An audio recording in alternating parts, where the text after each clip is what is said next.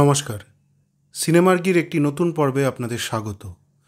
গতকাল থেকেই আপনারা হয়তো একটা জিনিস বারবার টিভির পর্দায় অথবা খবরের চ্যানেলে দেখতে পাচ্ছেন যে টলিপাড়ায় শুটিং বন্ধ।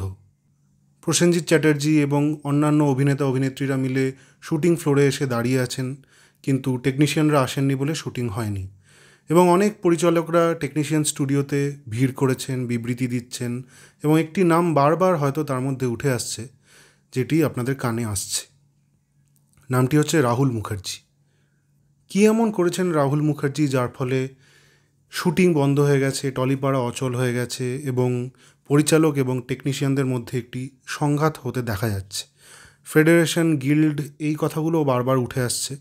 তো এই প্রত্যেকটা জিনিসের কি মানে, কি কারণে এই সংঘাত, আসুন পুরোটা আমরা বিস্তারিত বুঝি এই পর্বে। প্রথমেই আমরা আলোচনা করি ফেডারেশন নিয়ে। এই ফেডারেশনটি কী?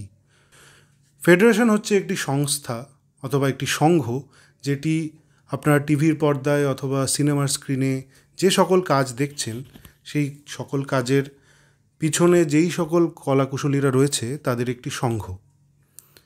এই ফেডারেশন তৈরি হয়েছিল 1980-র দশকে এবং প্রত্যেকটি ডিপার্টমেন্ট, যেটি একটি ছবিতে অথবা একটি টেলিভিশন কমার্শিয়ালে অথবা একটি টেলিভিশন সিরিয়ালে কাজ করে, যেমন প্রযোজক অথবা পরিচালক, অভিনেতা অভিনেত্রী, এবং তাছাড়াও ক্যামেরার পিছনে যারা কাজ করেন, যেমন চিত্রগ্রাহক অথবা সিনেমাটোগ্রাফার, শিল্প নির্দেশক অথবা art director, costume designer, makeup, sound, এই প্রভৃতি যেই ডিপার্টমেন্টগুলো রয়েছে, সেই ডিপার্টমেন্টের অধীনে যারা কাজ করে তারা সবাই কিন্তু এই বৃহত্তর সংঘের অংশ।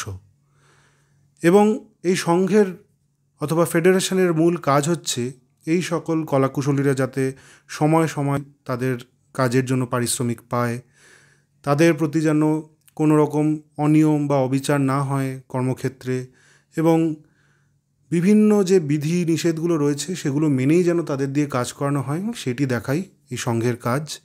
এবং কোনো কিছু থেকে তারা যেন বঞ্চিত না হন, সেটি দেখার জন্যই অভিভাবকের মতো কাজ করে এই ফেডারেশন।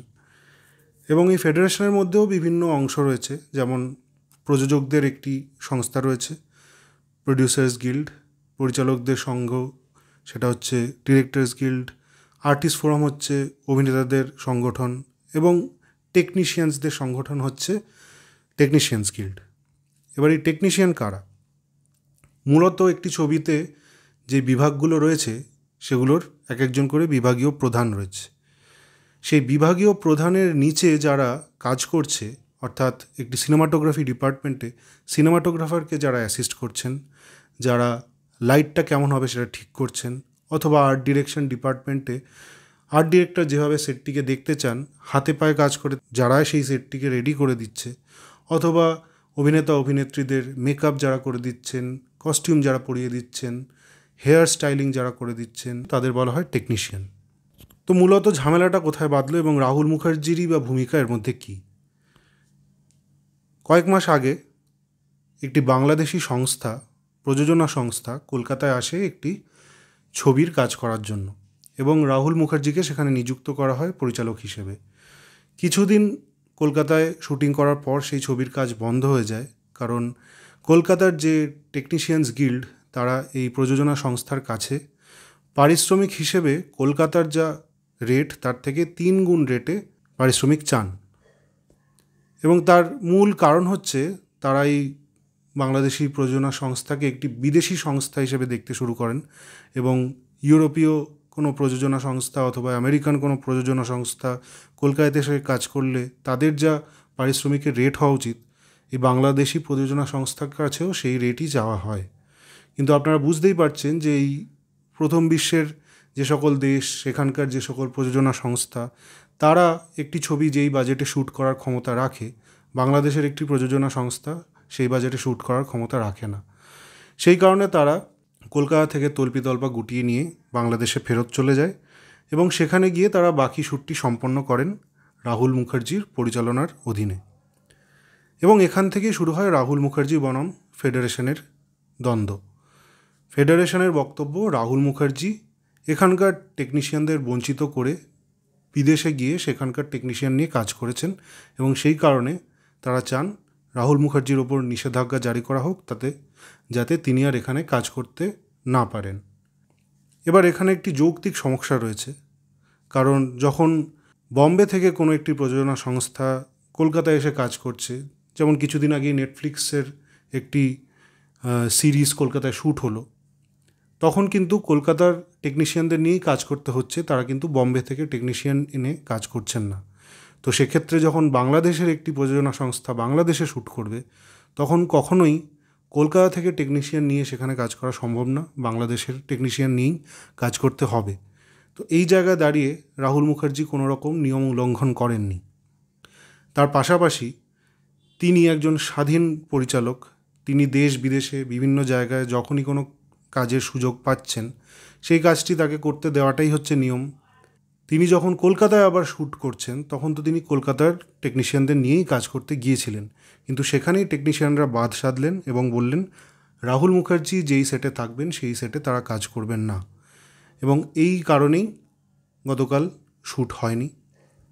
রাহুল মুখার্জির বিরুদ্ধে যেই সকল অভিযোগ ফেডারেশন এনেছিল, সেটাকে খতিয়ে দেখার জন্য পরিচালকদের যেই সংগঠন ডিরেক্টরস গিল্ড, তারা একটি মিটিং করে এবং সেখানে তারা দেখে যে এমন কোনো কাজ রাহুল করেননি যার জন্য তাকে ব্যান করতে হবে। সুতরাং সেই নিষেধাজ্ঞা তারা প্রত্যাহার করেন এবং রাহুলকে কাজে ফেরার অনুমতি দেন।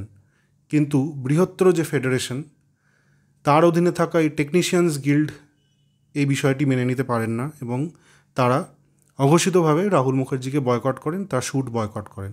এবং এখানেই কিন্তু পরিচালকদের যে সংগঠন, তাদের সাথে এই টেকনিশিয়ানস গিল্ডের একটি সংঘাত লেগে যায়, যার ফলে টেকনিশিয়ান স্টুডিওতে সকল পরিচালকরা যারা এই সংগঠনের অংশ, তারা এসে বিবৃতি দেন এবং তারা জানান যে তারা একটি আলটিমেটাম দিচ্ছেন টেকনিশিয়ানস গিল্ডকে, এই কয়েকদিনের মধ্যে যদি তারা আবার শ্যুটে ফেরত না আসেন, তাহলে কিন্তু এরপর পরিচালকরাও শ্যুট বয়কট করবেন এবং তখন কিন্তু গোটা ইন্ডাস্ট্রির কাজ বন্ধ হয়ে যাবে, একটি অচল অবস্থা তৈরি হবে। টেকনিশিয়ানস গিল্ডের যে সকল নিয়ম রয়েছে, তার মধ্যে অনেকগুলোই রয়েছে যেগুলো যুক্তিসঙ্গত নয়। অনেক সময় তারা বিভিন্ন প্রযোজনা সংস্থাকে বাধ্য করেন এমন সংখ্যক টেকনিশিয়ানদের নিয়ে কাজ করার জন্য যত মানুষ হয়তো সেই শ্যুটে লাগবেই না, কিন্তু প্রযোজনা সংস্থা তখন বাধ্য হন তাদের নিয়ে কাজ করার জন্য। অনেক প্রযোজক বিনিয়োগ বন্ধ করে দিচ্ছেন বাংলা ছবিতে, কারণ আপনার ছবিতে যদি 20 জনকে প্রয়োজন হয়, টেকনিশিয়ানস গিল্ড সেখানে চায় 40 জন লোক গিয়ে কাজ করুক। তার ফলে একটি খরচও বাড়ে এবং সেই খরচটা করার পরে সেই ছবিটা থেকে সেই পরিমাণ মুনাফা হয় না যাতে সেই খরচটি জাস্টিফাইড হয়। তো অলরেডি টেকনিশিয়ানস গিল্ডের তরফ থেকে এমন কিছু নিয়মাবলী রয়েছে যেগুলো মেনে কাজ করা কঠিন হয়ে দাঁড়াচ্ছে বলে বাংলা ছবির থেকে কিন্তু প্রযোজকরাও মুখ ফিরিয়ে নিচ্ছেন এবং তারপর যখন বিদেশ থেকে কোনো সংস্থায় সেখানে কাজ করতে চাইছেন, তখন তাদের সাথে সমঝোতা না করে এমন একটা পরিস্থিতি তৈরি করা যাতে তারা সেই কাজটা বন্ধ করে নিজের দেশে ফিরে যেতে বাধ্য হন, এটা কোনোভাবেই বাংলা ছবিকে বা বাংলা ইন্ডাস্ট্রিকে সাহায্য করছে না। এবং তারপর দাঁড়িয়ে সর্বোপরি কলকাতাতে দাঁড়িয়ে যেই প্রযোজনা সংস্থারা কাজ করছেন, তাদের শ্যুট যদি বয়কট করা হয়, আপনারা জানেন যে প্রত্যেক দিন শ্যুটের পিছনে অনেক অর্থ ব্যয় হয়। তো একদিন শ্যুট বন্ধ থাকা মানে সেই দিনের যে পর্যাপ্ত অর্থ ব্যয় হলো সেটি সম্পূর্ণ নষ্ট হলো। তো এইভাবে যদি প্রযোজনা সংস্থাগুলোর ওপর চাপ সৃষ্টি করা হয়, তখন কিন্তু আস্তে আস্তে বাংলা ছবিতে আরোই বিনিয়োগ কমে যাবে এবং তার ফলে না লাভ হবে পরিচালকদের, না লাভ হবে টেকনিশিয়ানদের।